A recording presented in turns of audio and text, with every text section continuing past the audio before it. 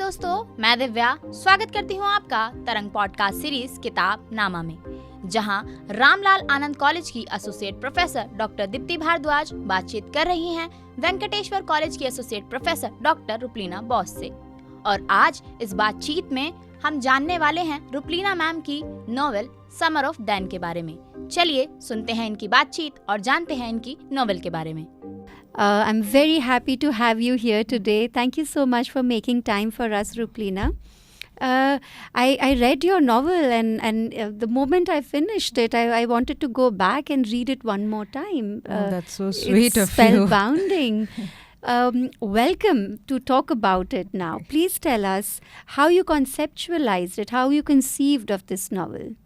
Well, first of all, thank you so much, Deepti. So nice of you to invite me here in radio, which actually I quite enjoy. I'm one of those early radio freaks. I used to stay up nights to listen to the radio. So I love this medium itself. And so that is one thing. The other is it's kind of funny to hear doctor, because I mean, it's nobody really says Dr. Rupleena Bose, but never mind. It's different also. So to answer your first question, Summer of Then was actually something which I wrote in 2020. So essentially, I have always been writing. Earlier I was writing screenplays for several years, in fact. So I'd written screenplays for fiction, non-fiction, a lot of non-fiction films as well. I directed a film as well, which is a non-fiction film. And then somehow I realized that, fiction is not, screenplays are not novels. I mean, of course they're not, but screenplay is not a writer's enterprise. Films are not really, unless you want to be a director, films are not a writer's platform. And the stories which I wanted to tell, I realized that, the form is constricting me. And then I thought that, okay, maybe I should start writing novels because that's what I always wanted to do. And I did. I started writing a novel. I wrote it. And then sometime in 2020, I think after a month into the pandemic, I just thought that, that this novel is the manuscript which I had to do that final draft and send it to my agent or some, at that point of time, it was April 2020. And I just thought that it's irrelevant, because April 2020, if you remember the way it was, the world that it was, nothing that I had written made sense. And I had spent 5 years over that manuscript, before that. So I said, but it's not making sense. I have to do something different. Yeah. So then I started, and then I thought that, okay, what was this decade about? So 2020, I thought about the decade which had passed, which is 2010 to 2020. Yeah. And I thought, how will it feel to, think about this decade through seasons and cities? That's where I started this novel. That was the first point. So I started with 2010, spring, Calcutta. And that was the first line. And and then I just began writing. How wonderful. So what you're suggesting is, actually what you're telling us is a method of writing even for people who usually struggle with beginnings to try to find their voice. It's a very good method if you're able to know that you want to pick up a time period, that you want to pick up, notions like seasons and cities and people and love. And your book is actually full of a number of these quite well-received things, like landscapes and cities, as you said, season. But people, how lovely the people and characters are in this book of yours. So would you like us to know a little more? I mean, because I've read the book, the audiences here, the listeners here have not. So would you like to go ahead and tell us a little more about how this book developed from that point of, because you were redrafting a pre-existing draft and now you were resetting it. You were, pointing it in the right direction from having had a plot probably by 2020? No, nothing. So basically the manuscript which I had spent 5 years writing, I scrapped it completely. Oh, I see. So this was absolutely on a fresh page, nothing. So the things that I started with, was that because 2020 felt like a whole sort of reset, everybody had to reset their lives, right? So which is why I thought that no, I have to, whatever I write now, instead of going back to something which I'd written for 5 years and editing that, I said, let it be another time for that. Right now, I just need to start afresh, completely on a fresh page. So which is why I didn't take much time. So I started in April. I finished the first draft in November. Wow. Because it had to be written like that. Because, for me, it was very clear that it has to be the story of a decade which had gone by. So it will start with 2010 and then it will, move on for 10 years. And now when I started thinking about 10 years, then you think that so many things change in a decade, right? Like, the way you look at seasons change, the way you look at cities change, political structures change, so many things are very different. People change. 10 years of your life from 26 to 36, which is what the bandwidth of my novel is. So everything changes. So which is why for me, one thing was very clear when I started writing it, because I remember I'd scrapped a manuscript. So I wanted to write something as different as possible so that there is no overlap even by mistake. And thankfully there isn't. Nobody can say that, but I can vouch for it. So then the first thing that I wanted to do was to write a first person, because previously I'd written third person. So I said, okay, the moment I go back to third person, it will overlap. I cannot do the same thing. It has to be completely different. So I said, okay, first person, and the first person protagonist, it has to be a woman. And then I thought, who is a woman, working woman, young woman, who is sort of negotiating the personal and the political, who's always looking inside and outside. And to me, a literature teacher is somebody like that. You're reading a book, you're also looking outside. So the dichotomy, the divided nature of the professorial self is what I decided, okay, this is my protagonist, which I found really early because obviously I myself teach. So I guess that sort of helped. And the moment I found it, and then my thing was also about looking at love, because love is one of those emotions, right? And this tells you so much about life itself. So that's how it sort of began. Wonderful. So you found your protagonist within your own life. Yeah. And how much more of the book did you find in your own life?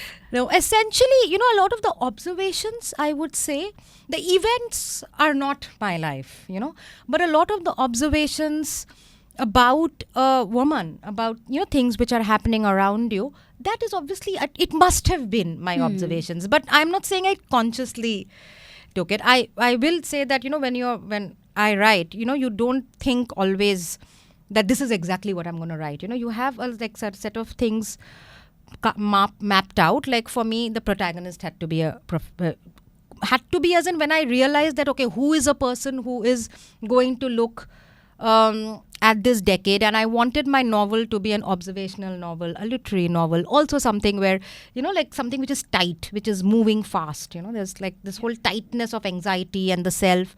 So who's that person? To me, it was a temporary teacher. Now, that is something which I've seen around me also, a temporary teacher, literature teacher.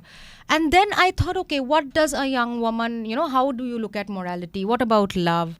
And of course, like the eternal story, which is where does love take you? Or is it supposed to be, if they're one love only, or is it more? And how that translates in a person's life is something that I sort of went along. And rest of it, I would say that a lot of it wrote itself, honestly. But you did capture the terror of our times. I mean, a lot of our contemporaries would understand the struggle of the people who are trying to get into academics, how long it takes. And everybody talks about professions in the medical field, in architecture, and to make a mark for yourself in other fields. But academics is one area where you're actually confronting the interiority and the exteriority every day, and yet you are living through the most terrorizing time of your life, because you're living through the most unpredictable future. So, and that has come out very well. I think this novel will speak to all struggling academics. They will understand, they will be able to see a slice of their own life in the novel. But let's just break the suspense here now. And would you like to give us the plot? without giving too many details for the listeners? Actually, there's no large, massive plot which is going on. It's very simple. It's this young girl who's unnamed, and this woman, and these two men in her life, which is Zafar and Nikhil. And the two men are also friends. And then she, the fact that she falls in love with both or one, and she marries one, and how that decade spans her obsession and sometimes her choices and sometimes what is happening in the country. So in a way, it is about that. It's the little things which add, like all the drama, I think. But essentially, it's a novel about her, the unnamed protagonist and this two men, and also about the movement of time. So it's set across Delhi, Calcutta, a bit of Bombay, and Edinburgh, actually. So the intersection of history, the intersection of cities, the intersection of the lives of all these people who are professionally quite different from each other. Nikhil and Zafar are very different from each other as people, as professionals. Then the protagonist is different from both of them. The intersections come together to give us a slice of life in the time zone that you're talking about, to 2010 to 2020. And in that, the thematics that come alive, the problem of the love triangle, the problem of interfaith marriages, interfaith relationships, the problem which gets resonated in a minor plot also when the student goes through the trouble and he actually gets murdered, no? Yeah, that's right. Yeah. So you not just see the rosy picture of romance, but actually the gory picture of romance. The darker side of it. So how is the experience churning all of these things out of your system? How is that experience as a writer when you're putting all of these out? As a reader, sometimes I feel that I get so attached to the book that I'm reading that I get sentimental. But when you're writing these characters, how do you maintain objectivity, the distance? And you don't. You at all don't. I mean, to give an example, at least for Summer of Then, which is because it was first person. Yeah. So it's like you become that person. So now when I even talk about this protagonist, sometimes I don't know whether it's me or the protagonist. I mean, now as in not today, but when I was writing you don't know whether you are feeling it or the protagonist is feeling it. So one of the strategies I would say was to look at it like acting. So to me, it was like taking this role, and when I am taking the role, so I am becoming this girl, which is who's unnamed person. She was not unnamed in the beginning, by the way.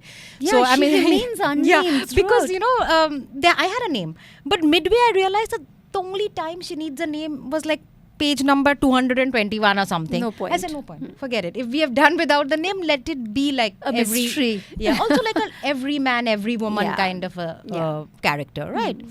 So I think that was my way of writing, which is like taking that role. It's like doing a monologue. It's like I remember tapping into my theater, college theater sort of experience, and that is when I thought, okay, what if I'm giving an audition?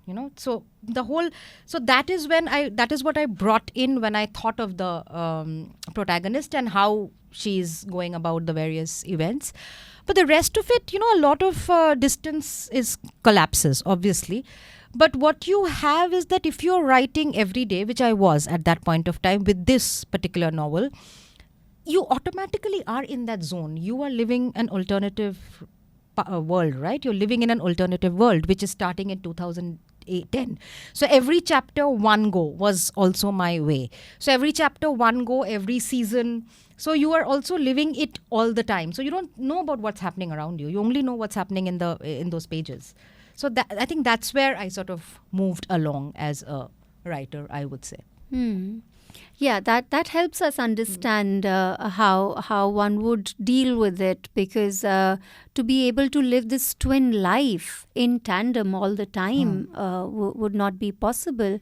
And yet there are moments when you feel that this unnamed protagonist is living these multiple lives together. So to be able to conceptualize this character Did you have, is she based on somebody? Let me ask this question as directly as that. Is she based on somebody? Is she purely fictional? Because, she's going through, like you're saying, an everyman struggle. Yeah. So I wonder if anything is purely fictional, but no, she's not directly based on anyone. But obviously, a lot of it is from things which I observed. A lot of it is not as well. So I don't know. She just she's just there somewhere. I think I don't know. Wonderful. So how is this book being received? What do you feel is when you get feedback from people? What is it that you get the most when people talk about it? Very. I must say that I have been really, though when I see it now, I'm like, okay, I could have done this differently or that, but that's obviously which you fit. But I would say that, a lot of people have liked it, which is, I don't know whether they really liked it or they're just telling me. But the interesting part is the number of young women who have written to me saying that this feels like our story. And that number is really big. You'd be surprised. Just the number of young women, 25, 27, 30, 31, not in Delhi, not even in Delhi, Bombay, elsewhere. They've all written, okay, ma'am, you've written this story. We never thought a story like this would ever be written by an Indian writer. I think that is one of the things which I thought was very, very nice. And that's what I wanted also for myself, I think. But the story also travels spaces, no? It travels different cities, different time zones. So you are, and also the character matures over time. Right. So there is so much, so many layers to her experiences also, that of course when people will read, they'll find a portion of them in her one way or another. The feedback that people have been posting online in journals, in periodicals, people are loving it. So how are you soaking in the success? It's just nice to have people like it. That's it. But also I have to make a note here that when I started writing, I had read Elena Ferrante and I was obsessed with Elena Ferrante's writing. Then I was reading Rachel Cusk and Deborah Levy. I was also somebody who really loved Pamuk.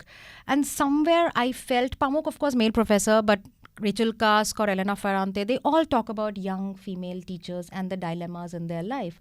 So that was something that I thought that why don't we have, of course, India is a very divided country, but why don't we have contemporary urban narrative about young women? I said, why can't I see myself, in my own country? Why do I have to go to Italy always?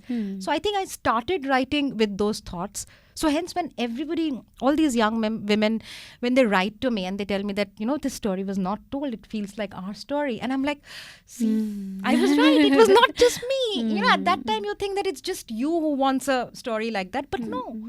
And that's across the board, which is wonderful. Not to mention men didn't like it, but I'm just saying that it specifically feels nice when, a lot of young women say that. Yeah, we have felt underrepresented, It has resonances of, but of course this life is so close to me also because, there is an English teacher out in the novel. Right, of course, all of those. And the resonance also is, of course, of the larger problem of love. Yeah. And how, as a writer, you have been able to bring the problem of love in a nuanced manner. It's not just a plain, simple love triangle.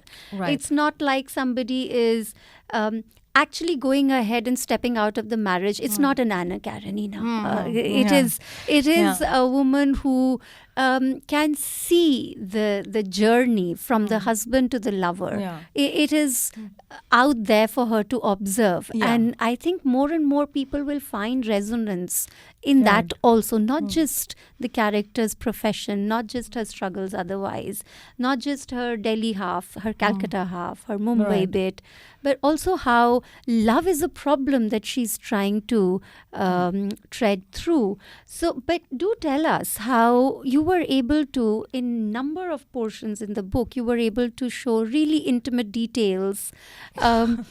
Sometimes fearlessly, sometimes also very, very entertainingly. So, but how did you come about those?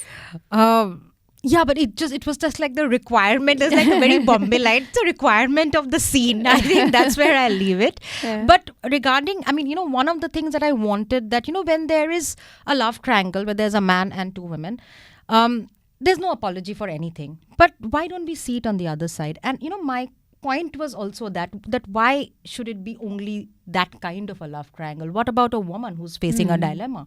And what about somebody who's making mistakes? What do we do with somebody who's making mistakes? You can't hang them, right? They also have their lives, right? And they can also observe and still make mistakes and still be fallible. Nobody is infallible. So I think that sort of imperfection in a person, especially when it comes to love and romance, and also like adherence, that you fall in love, you get married.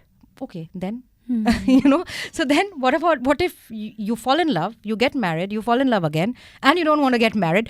What about these dilemmas? I think that's what I wanted to capture, which I just felt like reading a story like that. And when I couldn't find one, I thought, okay, let me just write something like that, I think. But of course, there are millions of stories like that. But at that moment, I felt that, I should write something like this. Yeah. Yeah, so, but well done. I should congratulate you because it helps, Also, sometimes people are just in need of vocabulary, in need of expression, because everybody doesn't have the facility. I specifically also like the friend's character. Remind me of her name. Pat's character. But there are two friends. The one in whose house... That's Ria. Yeah. So Pat is the friend that has... that's the homosexual character in the book. The queer teacher. Yeah, the queer teacher. And of course, we are then also able to touch upon another struggle of our times. And that love. And how that love is another struggle. And that was able to become a good foil. Both of them, Ria and Pat, I feel, are good foils to this character. And amongst the three of them, we get a very different take on how relationships are hardly a solace. Yeah, that's true. But they just, I have to say that, actually, Pat was the first character who came to me, when I was writing, even before, but in a separate kind of state of mind, I would say. And I didn't know what to do with Pat. And then when I started writing Summer of, then I thought, okay, this is where, because it's a larger landscape sometimes you look at, right? These young people, 26, and I'm not 26, nowhere close, but 26, and, they're living shared apartments, taking, different new kind of jobs, new kind of lives, whether we should marry or not, or study abroad. So that I don't know, that sort of anxiety and that exhilaration is what I wanted to capture, I would say. True. And they all come in that landscape, and that's where I had these people somewhere and I just put them together, I think. You were also able to bring out the monetary issues, the problem of the money, how the privileged ones don't think much about it, but those who do not have to make these choices. And of course, these are real problems. These are problems that people face, we have faced. And it's important that they get out there. And that is what makes the book relatable, I feel. And one more time, I would say that it was a pleasure reading it. But now, when are you coming out with the next season 2? Well, not of Summer of then for sure. But writing and publishing is like a marathon, of course, and a whole study in resilience. I think it takes, writing is the nicest part, it's the easiest part, and then you go through the whole rigmarole of agent and everything which goes on, publishing. It takes its time. So I have a draft, but let's see how long it takes, I think. So that's going to take its probably, I don't know. I don't want to give it a timeline as well. But for this one, in fact, the audiobook has just come out. So, not that I want to talk, I'm no longer thinking about Summer of Then. You also have other stories which are in your head. But so this one is still sort of going on. Conversations about this one is still going on. That's very nice.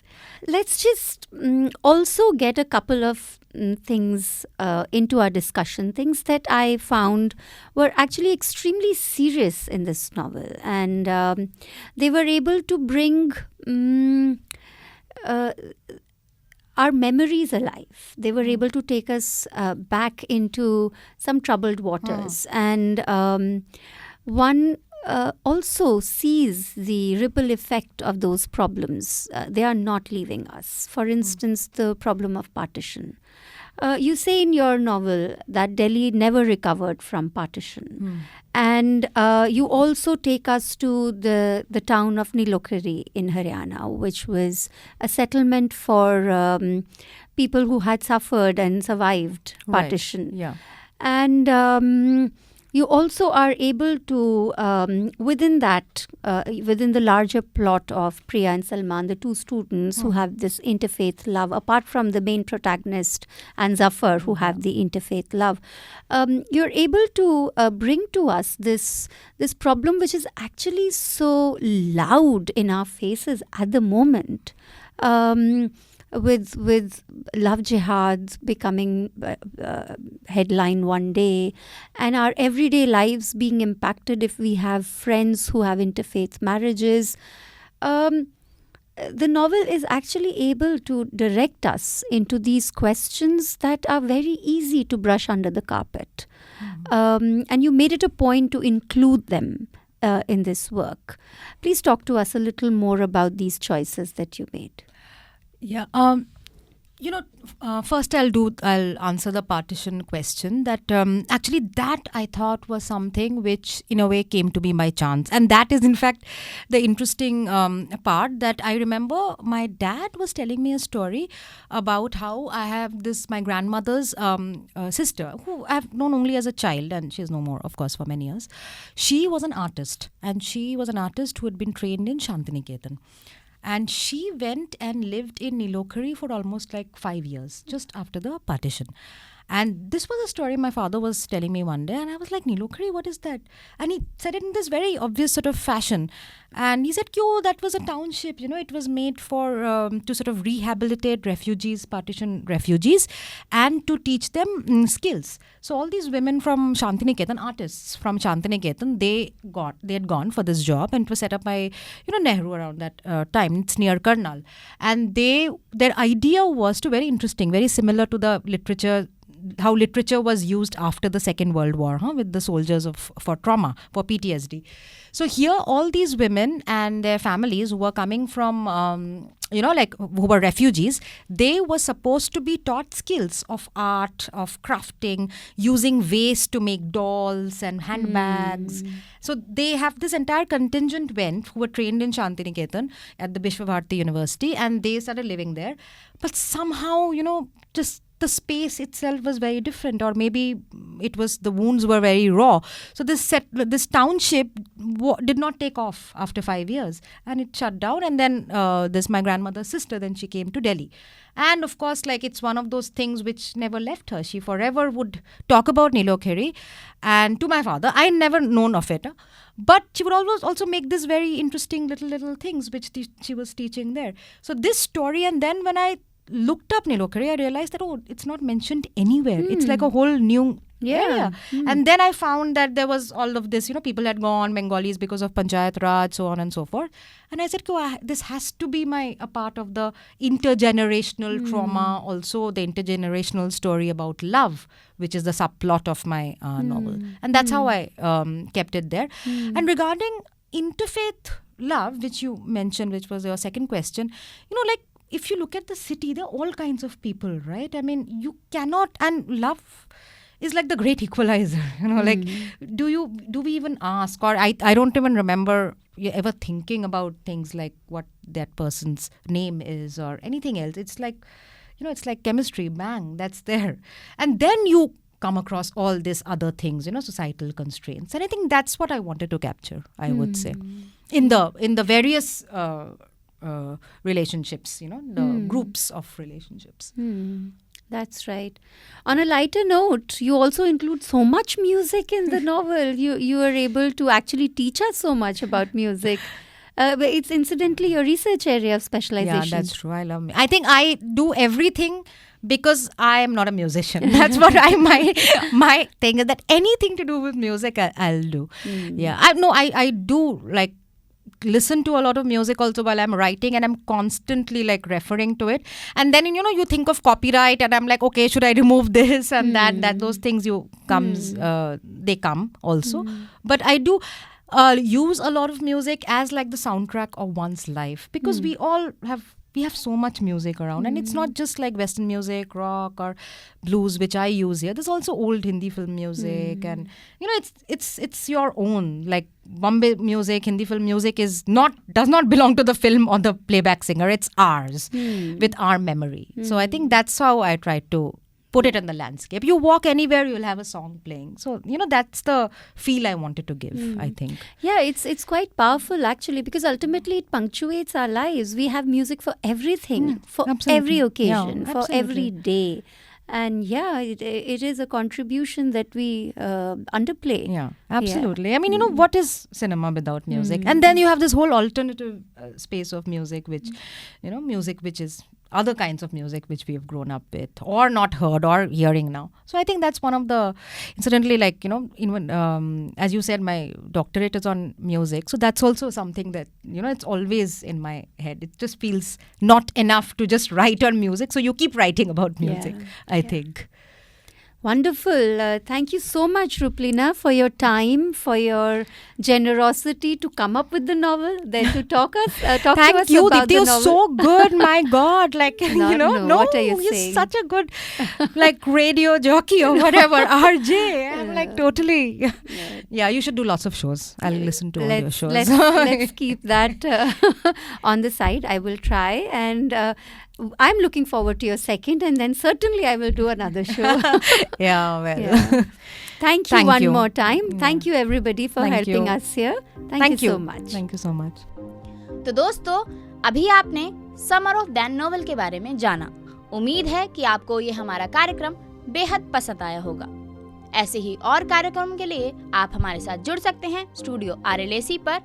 हम फिर हाजिर होंगे एक नए episode में एक नई book के साथ। तब तक के लिए हमें दीजिए अनुमति। धन्यवाद।